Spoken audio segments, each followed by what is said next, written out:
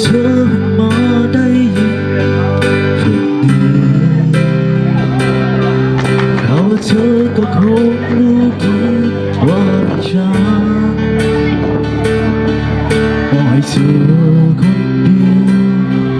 อาจไม่เกี่ยวแต่สำคัญเพราะฉันนั้นอยากให้เธอได้ฟังที่บอกได้โทรไปหาเธอเลยแต่ก็ยอมก็ใจชอบเธอไม่เบาแต่เจ้ากันไม่รู้เลยว่าเธอไม่ชอบเราไม่สนและไม่เอาไม่อยากคุยก็เลยมาร้องเพลงบอกแค่อยากให้เธอนั้นเข้าใจว่าสิ่งที่ฉันทำลงไปใจสั่งมาอย่าโกรธเลยนะคนดียกถูกให้ฉันนักยาวตาเขาลับจะไม่มา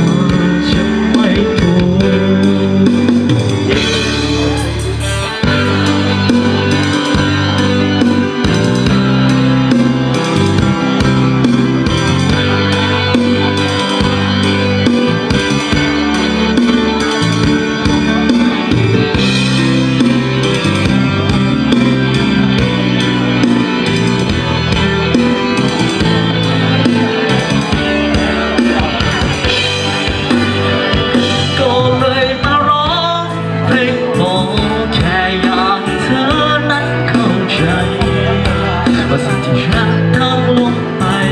ใจสั่งมา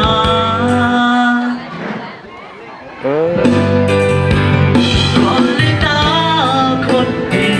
โยมทงฉันนับแก้วตาเราลักจะไปมาจะไม่โทษและสุดท้ายที่ในหัวใจรับรองอยากจะมองหน้าเธอสักที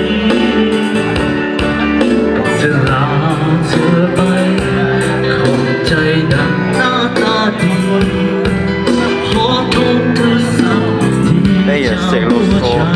ยอด